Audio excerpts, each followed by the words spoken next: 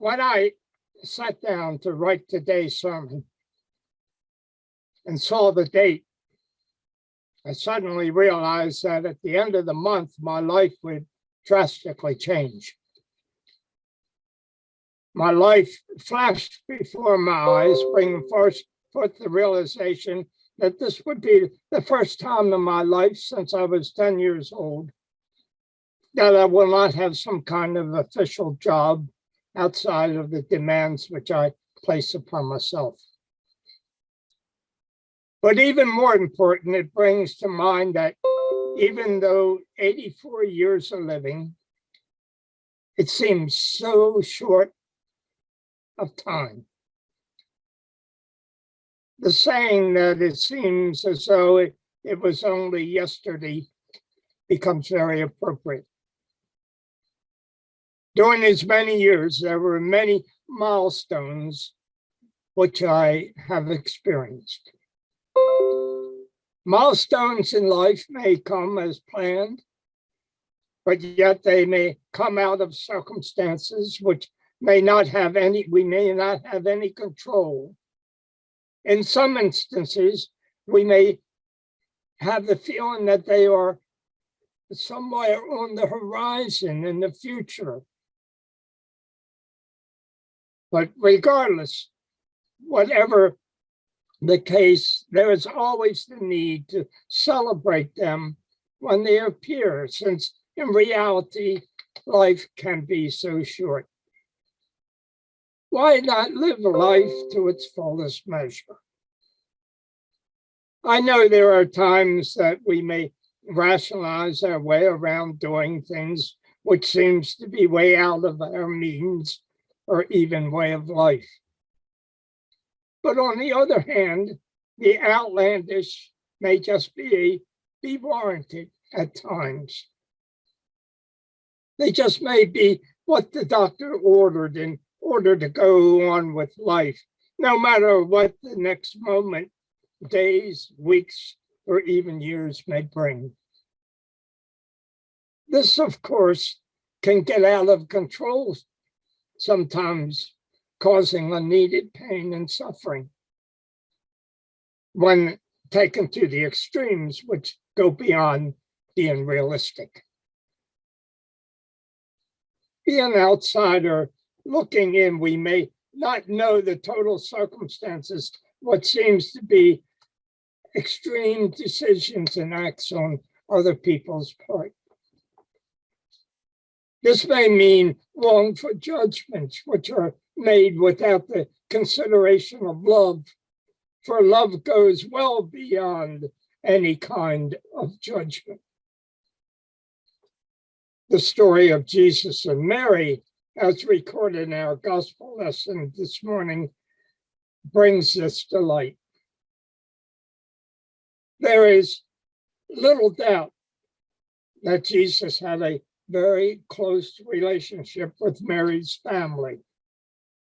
Lazarus, who he raised from the dead, and Martha, her sister,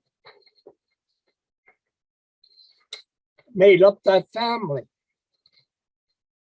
Highlighting this relationship was a seemingly special relationship which he and Mary had.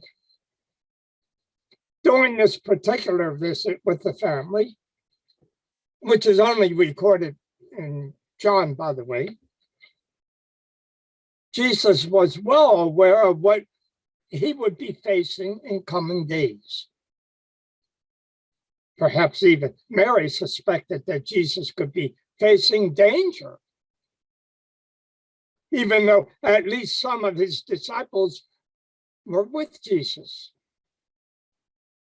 Mary wanted to show her perfection or particular affection for her friend in a very special and seemingly overtop way. In such a circumstance, nothing is too good, and nothing is good enough to give in order to communicate this special relationship, this special feeling, this special love. Even the very best falls short and doesn't seem good enough. Thus, she naturally looked to see how she could express her feelings. In her mind, this could be best shown in how she would anoint Jesus' feet. She had previously bought a very expensive perfume, whether intentional to be used for this or not, really is not important. It does represent that this was perhaps the most endearing thing that she possessed, and that she could use during this important moment for her with Jesus. To her, it must have been so important as to be a milestone in her relationship with Jesus. Therefore, regardless, and even because of its expense, she used it to anoint Jesus' feet. Now, usually such anointments were reserved for the head, which was a sign of honor and glory. To wash or anoint the feet with was a humble act. Such humility is an act of love, and love is the birthplace of humility. But I think at this time, it was her deep expression for her relationship with Jesus. Mary didn't stop there, for she then wiped his feet with her hair. This is a very significant act of human love. No self-respecting woman was ever seen to be in public with her hair unbound. For Mary, to unbind her hair in public was an extreme indication of her affection and love. It was a truly emotional moment during which Mary cast aside all fears of societal repercussions in showing Jesus her true feelings. This relationship and act of love is also a great example that God ordains and blesses the fact that we are not to be ashamed of our displays of affection, nor should we hide these visible signs of our true feelings. Love and affection cannot be hidden if they are true and honest. To love is still always to give of oneself to another. It has been said that love is the deep desire to actually become one in body, mind, and spirit with another person. This was the action of Mary in her display of love and affection for Jesus. It is what she gave, the most valuable possession she had, her expensive perfume. Then she used her hair, not an impersonal towel, to wipe his feet. Symbolically, this was her way of expressing her desire to be with Jesus. Even if you reject the notion of romantic intent, this was truly a human act of love. It was one of the most warm and beautiful scenes presented in the Gospels. One which can be called an important milestone in Mary and Jesus' life. An important milestone, for he would be facing the cross later on in a few days. But the beauty of this moment was to be broken by Judas. Why was this perfume not sold for 300 denarii and the money given to the poor? Now, it is interesting to note that John feels the necessity to give us a footnote about Judas. John specifically wants us to know that Judas was the treasurer or keeper of the common purse for the disciples.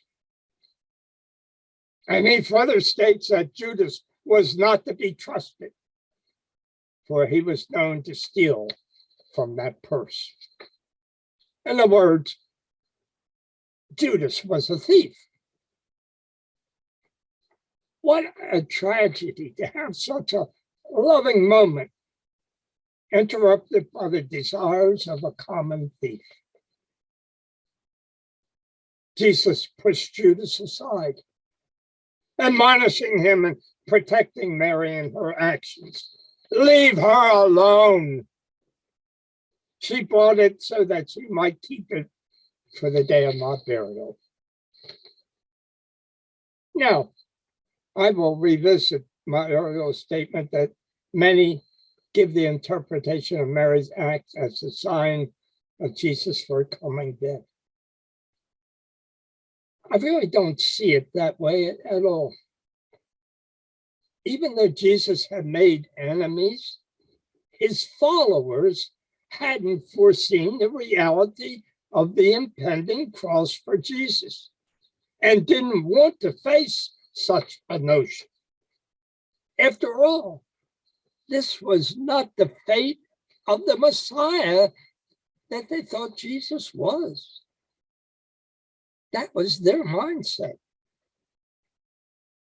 Rather, I read the statement of support for Mary as Jesus taken the opportunity to try to get the reality of his impending death across to his followers.